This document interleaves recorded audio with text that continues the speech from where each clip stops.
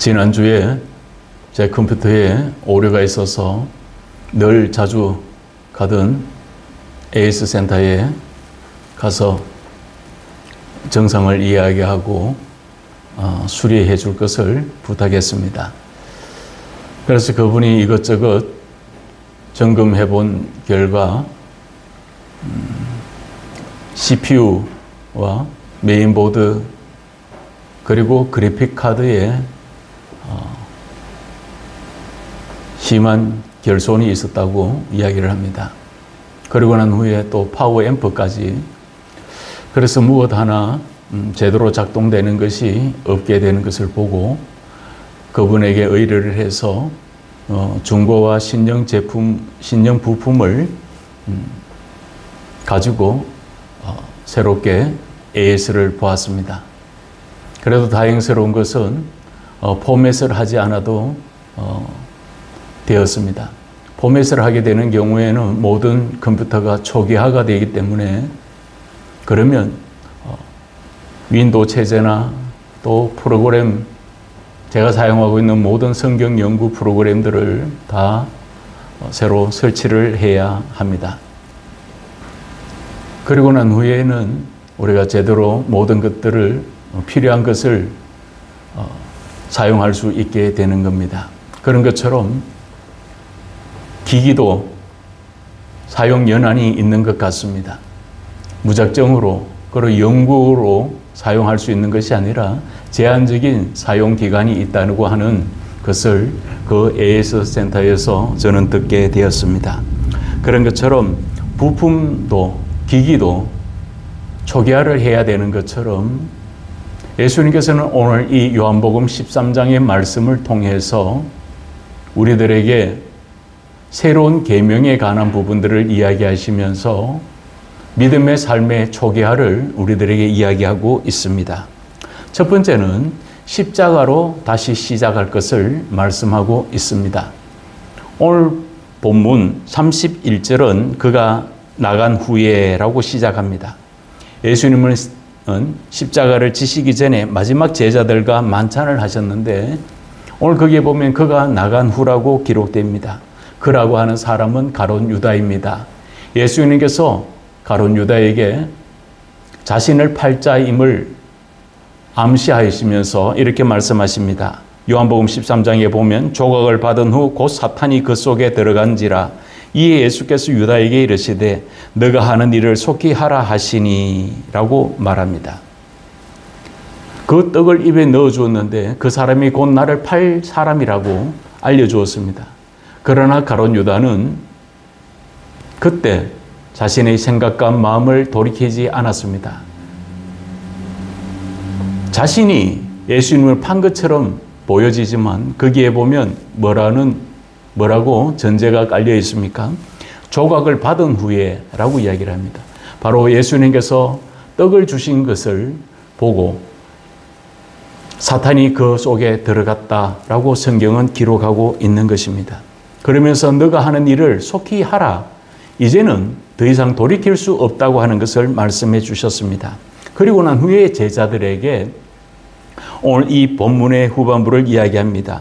예수께서 이르시되 지금 인자가 영광을 받았고 하나님도 인자로 말미암아 영광을 받으셨도다 라고 말합니다. 그러면서 계속해서 31절과 32절에 계속해서 반복되는 단어가 있습니다. 그게 바로 영광이라는 단어입니다. 32절에도 동일하게 나옵니다. 만일 하나님이 그로 말미암아 영광을 받으셨으면 하나님도 자기로 말미암아 그에게 영광을 주시리니 곧 주시리라 라고 말합니다. 예수님은 십자가를 통해서 이루어질 영원한 하나님의 구원의 계획의 중요성을 설명하시고 있습니다. 오늘 현대를 살아가는 우리들도 마찬가지입니다. 그래서 이 부활이라고 하는 것은 이 부활은 부활절기에만, 부활주일에만 국한된 것이 아닙니다. 그래서 주보에도 보면 부활절 5번째 주일이라고 기록되어 있습니다. 그런 것처럼 오늘 우리 믿음의 삶의 여정 속에서 우리가 계속 되어져야 할 이유가 있다면 그것은 하나님께 영광 돌리는 부분입니다. 바이러스가 침투되면 제가 설교 전에 말씀드렸던 것처럼 컴퓨터나 기기가 망가질 수가 있고 사람의 몸에 바이러스가 침투되면 몇 해 전에 계속해서 온 세계적으로 몸살을 앓고 수많은 사상자를 낳았던 그런 코로나 사태를 우리는 또 직면하게 되는 것입니다. 그런 것처럼 우리에게 있어서 중요한 것은 바로 십자가 사건을 고난과 부활을 통해 예수님은 우리에게 백신을 주셨는데 그 백신이 바로 부활의 생명이며 예수 그리스도의 보혈이라는 것을 이야기합니다. 고난은 고난으로 끝나는 것이 아닙니다. 믿음의 삶의 여정 속에서 예수님은 그 십자가의 고난으로 끝나버렸다면, 부활이 없었다면 우리가 믿는 모든 것이 헛되의 것이라고 바울 사도가 권면했습니다. 동일한 공동 본문 시편 148편은 이렇게 말합니다. 여호와의 이름을 찬양할지어다. 그의 이름이 홀로 높으시며 그의 영광이 땅과 하늘 위에 뛰어나심이로다. 그가 그의 백성의 뿔을 높이셨으니 그는 모든 성도 곧 그를 가까이 하는 백성 이스라엘 자손의 찬양 받으실 이로다. 할렐루야 라고 이야기를 하고 있습니다. 십자가의 고난은 사망과 실패가 아닙니다. 새로운 생명이며 승리라는 것을 우리에게 말씀하고 있습니다. 우리는 어떤 고난과 역경 가운데서 또한 좌절하고 침체되어 있지는 않습니까? 한 주간의 삶을 살면서 참 힘들 때가 있습니다. 지금과 같은 불경기에 경제적으로는 힘들고 정치적으로는 초유의 사태를 맞이해서 또 조기 대선을 우리는 맞이하고 있습니다. 그래서 어쩌면 진보와 보수, 좌파와 우파가 이렇게 나뉘어져서 바로 새로운 대통령을 갈망하기도 합니다. 대통령을 어떤 사람을 뽑아야 될 것인가를 이야기한다면 저는 적어도 국가와 민족을 또 이 나라와 이 모든 국민들의 안녕과 그리고 또한 안위를 앞세우는 사람, 우선하는 사람이 되어야 하는데 요즘은 그렇지 못하는 것을 보게 됩니다. 정치가 아무리 생물이라 하지만 정말 개탄스러울 때가 얼마나 많은지 모릅니다. 우리가 앞이 보이지 않는 이 캄캄한 가운데서 우리는 무엇을 바라봐야 하겠습니까? 아람 왕이 자신의 이스라엘 정복을 수차례 방해하는 엘리사를 체포하고 죽이려고 도단성읍에 도달했습니다. 그럴 때 많은 군사를 이끌고 왔을 때 그 도단성에서 서 있던 엘리사와 그 사하는 생각이 달랐습니다. 마음이 달랐습니다. 엘리사는 아무런 동요가 없었습니다. 그러나 사하는 그렇지 않았습니다. 그의 몸종은 굉장히 두려워하고 떨렸습니다. 그래야 할 때 성경에 보면 이런 말이 나옵니다. 대답하되 두려워하지 말라. 우리와 함께한 자가 그들과 함께한 자보다 많으니라 하니 라고 말합니다. 그리고 기도해 주었을 때 이런 역사가 일어납니다. 여호와여 원하건대 그의 눈을 열어서 보게 하옵소서 하니 여호와께서 그 청년의 눈을 여심해 그가 보니 불말과 불병거가 산에 가득하여 엘리사를 둘렀더라 라고 말합니다. 현대를 살아가는 우리들에게도 동일한 은혜가 우리들에게 주어져야 할 것입니다. 우리는 혼자가 아닙니다. 이 나라와 이 민족은 혼자가 아닙니다. 하나님의 거룩한 은혜를 의지하고 믿음 가운데 나아가야 할 믿음의 사람들을 하나님은 지켜주십니다. 이 나라에 수많은 선교사님들의 피가 있고 또 수많은 믿음의 사람들이 서고 또 하나님의 거룩한 은혜를 의지하고 하나님의 약속을 바라보기를 원하는 믿음의 사람이 있는 한 하나님은 이 나라를 버리지 아니하실 것입니다. 바울 사도가 권면합니다. 우리가 다 수건을 벗은 얼굴로 거울을 보는 것 같이 주의 영광을 보매 저와 같은 형상으로 화하여 영광으로 영광에 이르노니 곧 주의 영으로 말미암음이니라 라고 말하고 있습니다.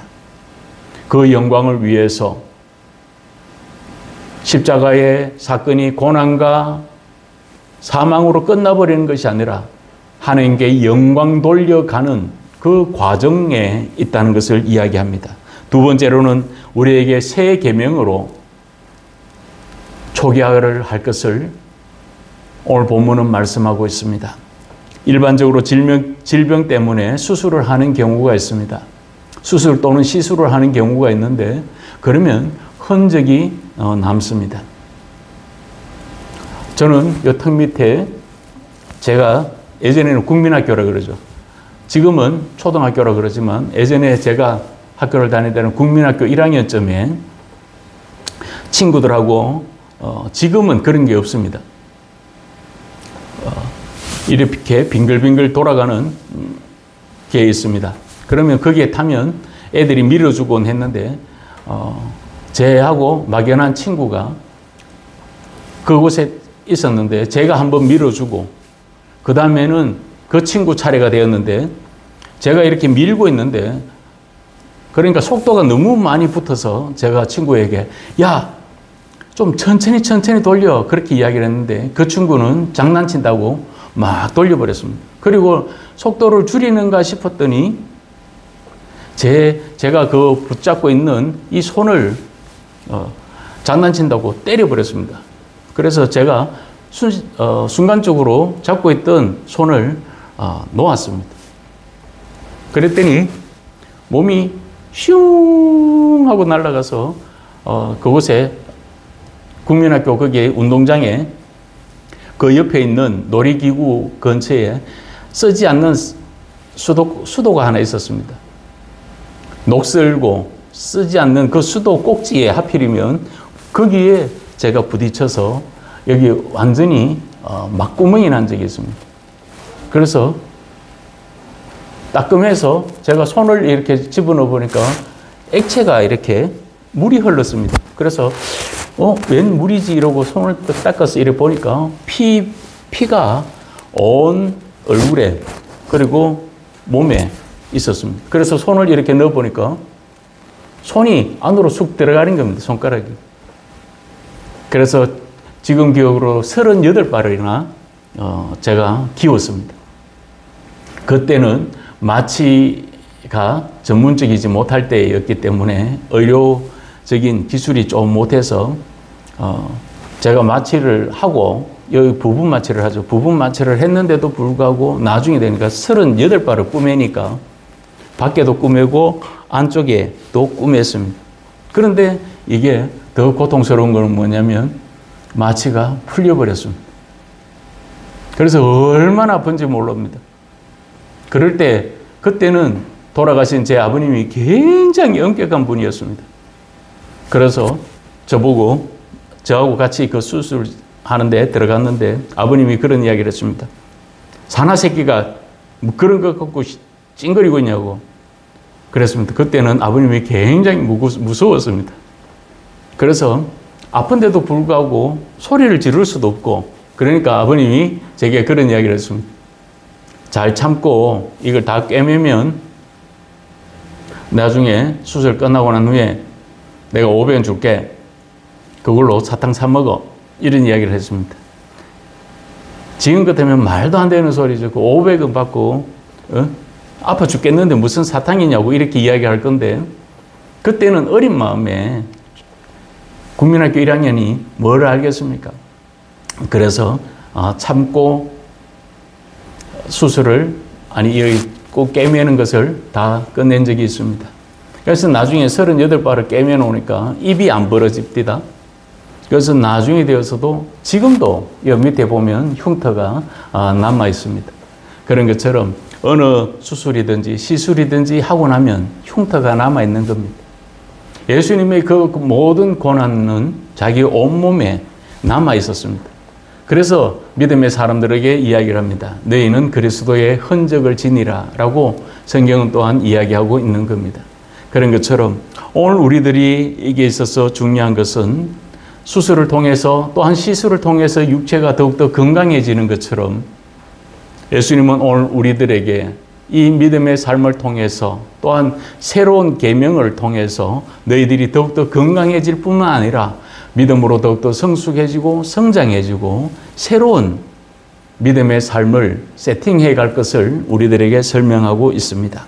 그러면서 34절에 말합니다. 작은 자들아 내가 아직 잠시 너희와 함께 있겠노라. 너희가 나를 찾을 것이나 일찍이 내가 유대인들에게 너희는 내가 가는 곳에 올 수 없다고 말한 것과 같이 지금 너희에게도 이르노라 라고 말합니다.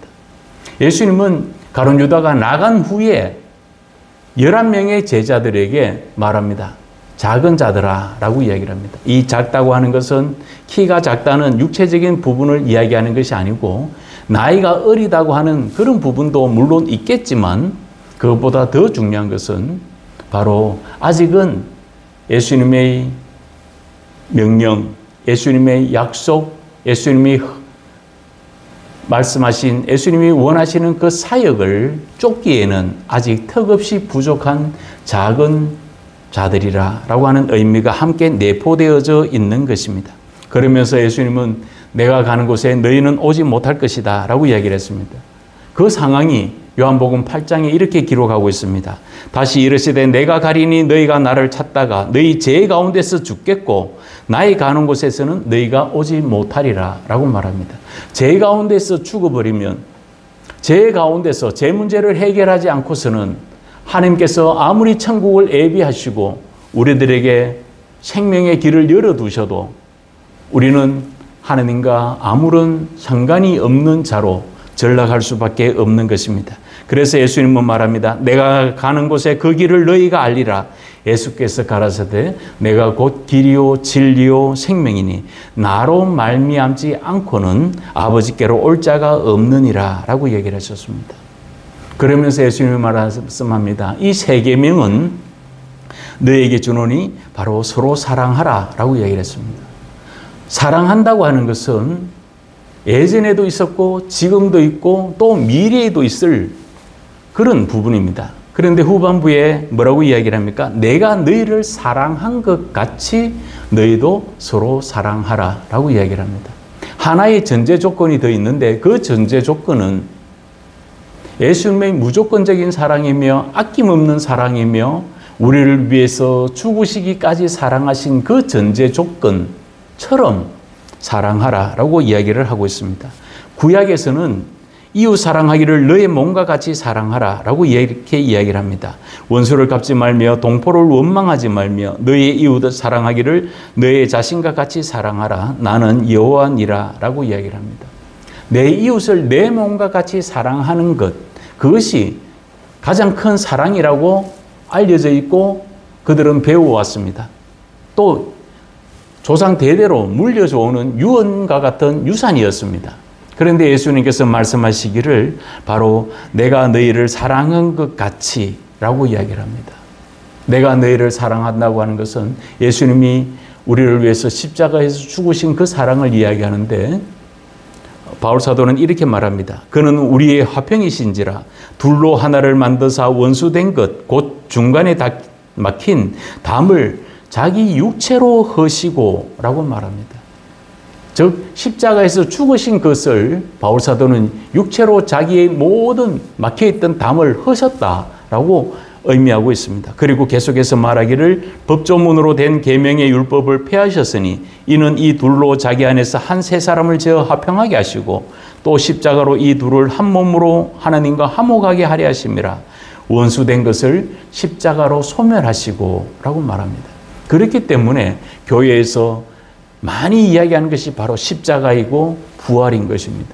오늘 우리들에게 있어서 중요한 것은 십자가가 어떤 액세서리가 아닙니다. 그리고 또한 어떤 다른 사람에게 나타내기 위한 피규어처럼 취미 활동을 위해서 수집하는 그런 것이 아니라고 이야기를 하고 있습니다.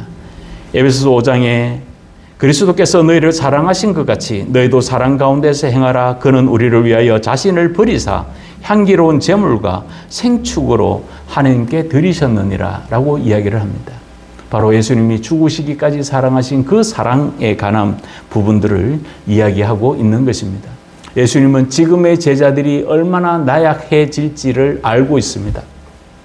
또 두려워할 것이고 자신을 떠날 것이고 그리고 또한 한동안 요즘 말로 멘붕 상태에 이르러서 그들은 정신줄을 놓아버리고 또 깊은 좌절의 나락으로 떨어질 것을 예수님은 아셨습니다. 그러나 너희는 생각하라는 것을 이야기하고 있습니다. 그리고 너희는 다시 한번 붙들라고 성경은 말하고 있는 것입니다. 그래서 골로새서에서도 보면 그러므로 너희는 하나님이 택하신 거룩하고 사랑하신 자처럼 긍휼과 자비와 겸손과 온유와 오래 참음을 옷 입고 누가 네게 혐의가 있거든 서로 용납하여 피차 용서하되 주께서 너희를 용서하신 것 같이 너희도 그리하고 라고 말합니다. 바울 사도는 이 예수님의 용서와 이 예수님의 사랑이 자기를 유대인에 국한되어 있었던 사람, 그리고 또한 자기가 어떤 뛰어난 베냐민 지파의 사람으로 우월감을 가지고 있었던 특권의식에 사로잡혀 있었던 그를 세상 밖으로 끄집어내셨고 예수님 안으로 이끄시는 것을 우리는 성경을 통해서 알 수가 있습니다. 그렇기 때문에 바울은 이 예수님의 사랑을 경험했고 이 예수님의 용서를 경험했기 때문에 피차 용서하라 라고 이야기를 하고 있는 것입니다. 예수님이 우리를 사랑하신 이 희생적인 사랑과 아낌없이 주는 이 사랑에 관한 새 계명으로 우리가 다시 한번 세팅될 것을, 초기화될 것을 말씀하고 있는 것입니다. 마지막으로는 단절이 아닌 계속 연결하고 살아갈 수 있는 저와 여러분들이 되어야 됩니다.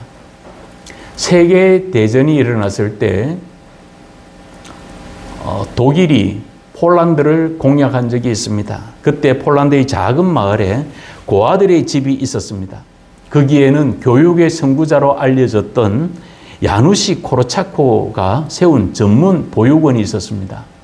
그런데 나치 부대가, 그 독일 부대가 그곳에 점령하게 되었을 때 거기에 있는 모든 아이들이 유대인이라는 것을 알고 그 당시에는 나치는 유대인들을 다 죽이려고 그랬습니다. 그럴 때 이 코르차크 원장을 찾아와서 이야기를 합니다. 조용하게 이 아이들을 다 내보내주면, 그리고 저 선생들까지 너희들 유대인이니까 다 내보내면, 우리한테 넘겨주면 내가 너만큼은 목숨을 보장해 주마 라고 그렇게 딜을 했습니다. 그런데 이 코르차크는 그렇게 생각하지 않았습니다. 아니요, 나는 그렇게 하지 못합니다 라고 말할 때 어쩔 수 없이 수용소로 끌려가게 되었습니다. 그래서 많은 거기에 있는 어린아이들은 두려웠습니다. 그리고 이제는 죽음을 직감하고 두려워하고 있을 때 이 코르차코가 그런 이야기를 했다고 합니다. 너희들이 가장 아끼는 물건 하나씩 들고 4명씩 짝을 지어서 따라가자라고 이야기를 했습니다. 그래서 거기에 가는 군인들은, 나치 군인들은 그 어린 아이들을 때리고 공포 사격까지 하면서 아이들을 끌고 갔습니다. 그런데도 불구하고 아이들은 조금도 동요하지 않았습니다. 그 이유를 바로 자기가 믿는 코르차코 선생님이 자기와 늘 함께하고 있기 때문에 그들은 그 끌려가면서도 코르차코 선생님을 바라봤기 때문에, 아, 저 선생님이 나와 함께하고 있기 때문에 그 선생님에 대한 무한한 신뢰, 사랑이 있었기에 그 두려움을 이겨낼 수 있었던 것입니다. 결국은 200여 명의 아이들과 선생님들과 그리고 또 이 코르차코 선생님들은 아우슈비츠라고 하죠. 아우슈비츠 이 수용원에 끌려가서 모두가 다 사망하게 됩니다. 그런 것처럼 그래서 폴란드는 전쟁이 끝나고 난 이후에 코르차코의 숭고한 희생을 기리기 위해서 겁에 질린 아이들을 인자하게 안고 있는 이 코르차코의 모습을 동상으로 만들어서 이 바르샤바에 세웠다고 말합니다. 지난주에 스승의 날이 있었습니다. 그래서 예전에는 스승의 그림자도 밟지 않는다는 말이 있었습니다. 예전에 제가 학교 다닐 때는 선생님들에게 때로는 맞기도 했습니다. 어떤 선생님은 집에서 부부싸움 했는데 기분 나쁘다고 아직 그 분을 풀지를 못해가지고 아이들에게 그걸 푸는 사람도 있었고, 사랑의 매 그런 게 어디 있습니까? 사랑의 매가 아니고 사랑의 몽둥이였습니다. 때리면 어떻게 그렇게 잔인하게 때리는 선생님들이 있는지 모릅니다. 뺨 때리는 거는 기본이었습니다. 물론 그렇지 않는 분도 있죠. 말로서 가르치는 선생님들이 있었습니다. 그래서 독하게 가르치는 선생님은 별명이 거의 독사였습니다. 그런데 만만한 선생님은 어떻게 해요? 순둥이라고 그렇게 불리기도 했던 적이 있습니다. 오늘 이 시대를 이끌 진정한 스승이 필요할 때입니다.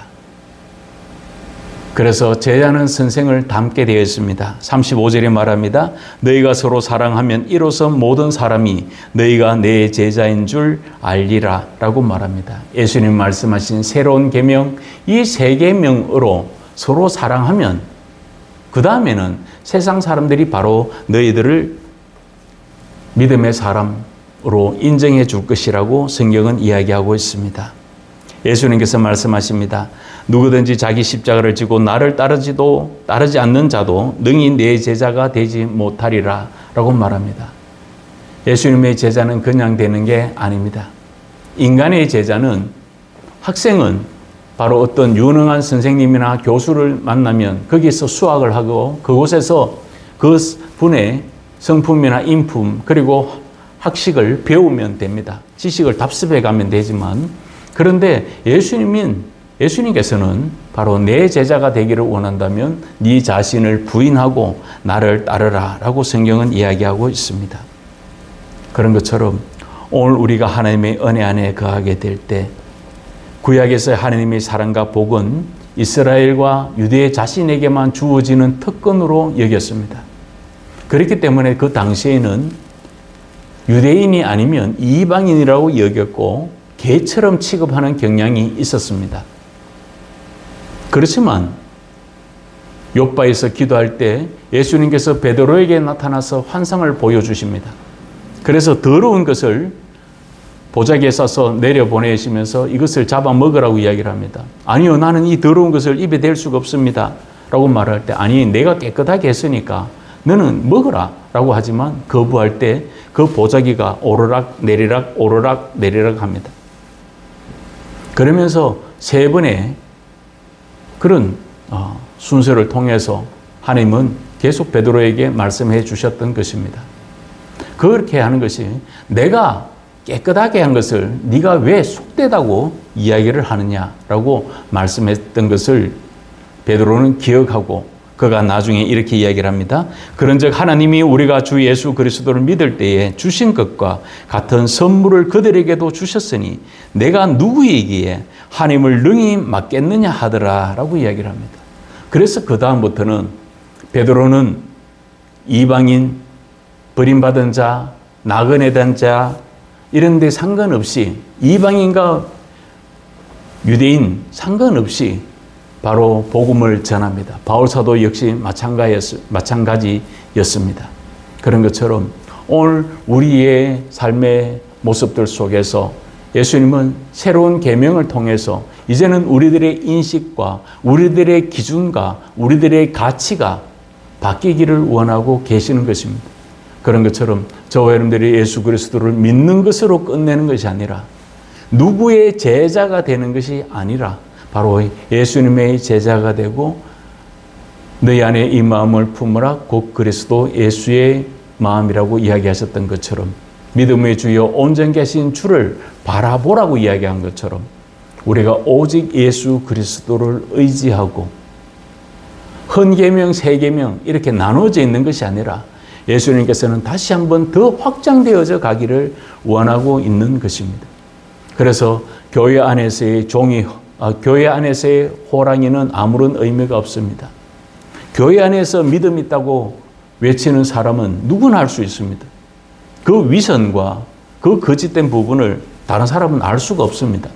내가 믿음이 있는 것처럼 보이고 거룩해 보이는 것처럼 보이고 경건한 자의 모습으로 보이는 수는 있습니다. 예수님은 우리들에게 교회 안에서의 믿음을 가진 자를 원하지 않습니다.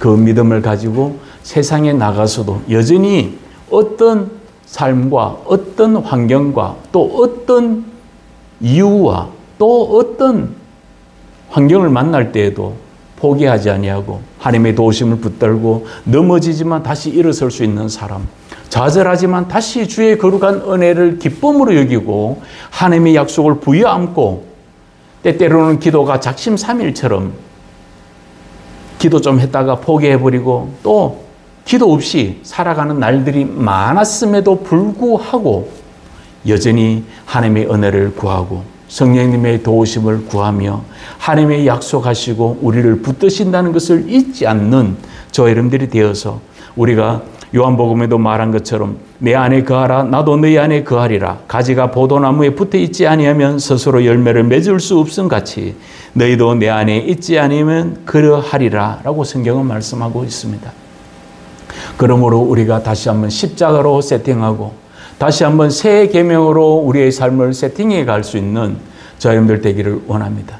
그리고 우리가 마지막으로 주 예수 그리스도만을 바라보고 믿음 가운데 나아갈 수 있는 그런 믿음의 자녀들이 되어서 하나님의 거룩한 은혜 안에 거하고 이 5월을 흔히 가정의 달이라고 말하는데 우리 모든 믿음의 가족들이 다시 한번 믿음 안에서 흔들림이 없이 성령님의 도우심 가운데 새 힘을 얻고 하나님의 약속하심을 바라보고 나아갈 수 있는 그래서 서로 사랑하고 예수님이 우리를 사랑하신 것 같이 서로를 사랑하고 이제는 우리가 용서하고 우리가 다시 한번 그 사람에게 위로가 되고 우리가 서로가 서로에게 섬김과 베품과 나눔의 삶들을 늘 이어갈 수 있는 우리 교회와 우리 가정과 우리 가족들이 되도록 우리 함께 같이 힘써 갑시다.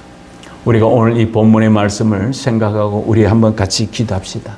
하나님, 예수님이 우리를 사랑하신 것 같이 우리 역시 사랑할 수 있는 자들이 되게 해달라고 믿음에 믿음을 더해달라고 우리 함께 같이 이 시간에 통성으로 잠시 기도하겠습니다.